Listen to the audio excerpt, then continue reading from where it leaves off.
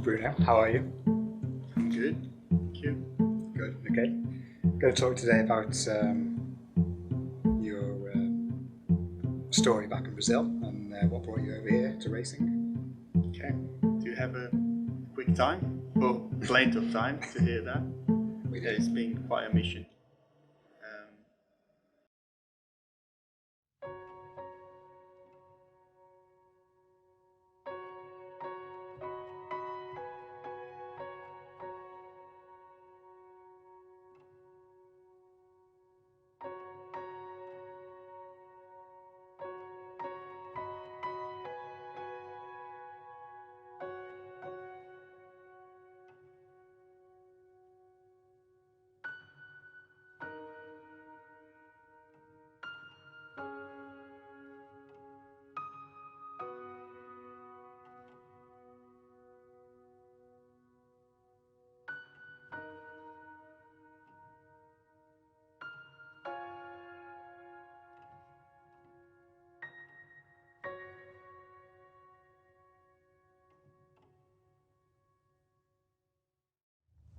On to 2022. Now I'm fully in motorsport, getting more used to the car. Made some changes in the car. Made a proper seat for me because I would always finish the race with bruises on my elbows because the car is a bit tight. The seat was too high for me. But now I'm start to get to change things because I now I understand what I want. Just getting more experience in the car. So I wanted to make it better. And I was going faster and faster and faster, being more competitive, which was good. Everything was going well. It was my last year of university. Then I had another engine failure, more money to spend, things are getting harder. Trying to save money to pay for university because now I need to find the money.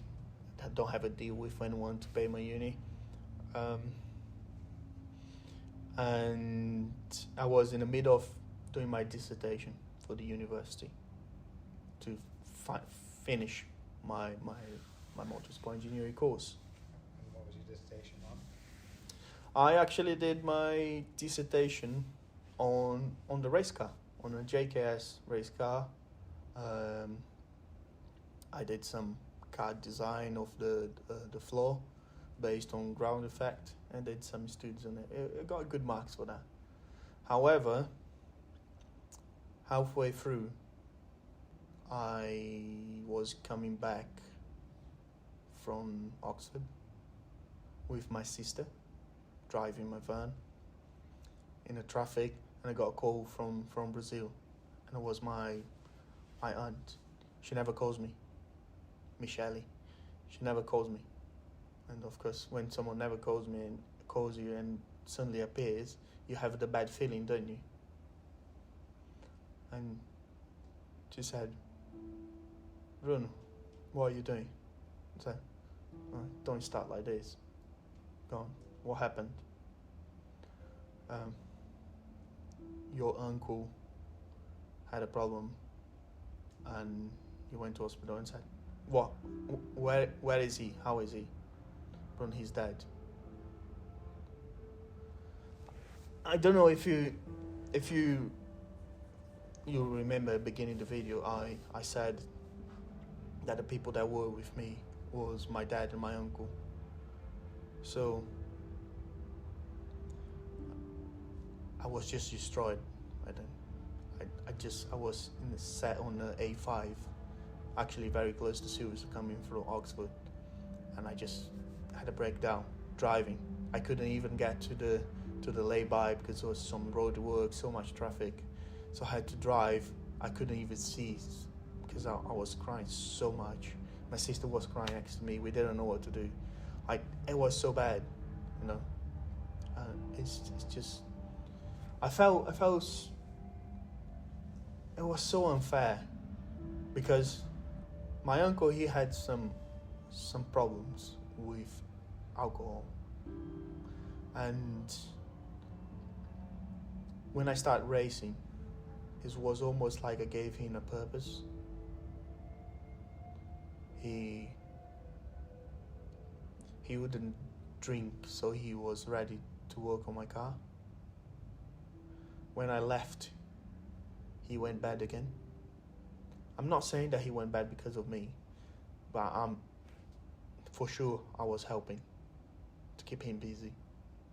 And that's the downside of following your dreams so far away from home. Things sometimes happen and you just can't do anything, because doing anything means giving up on your dreams, and you think you're selfish. So I felt all of that. So I said to myself, look, I will keep going doing this.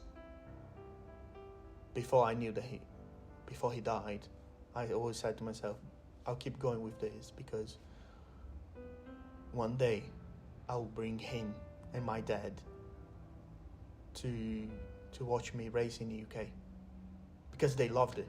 Matt, they just, I was doing something great for them, you know. Despite I wasn't famous, I wasn't the best driver in the world, I was the best for them. It was great to finish a race and have them their face when I first won. I went on the roof of the car, and if you've seen their face, that I just have in my head all of that. You know, as sometimes you may not be able to achieve great things to the world, but if you are able to achieve great things with the people that you love, and you make them feel proud of you, it's already sensational.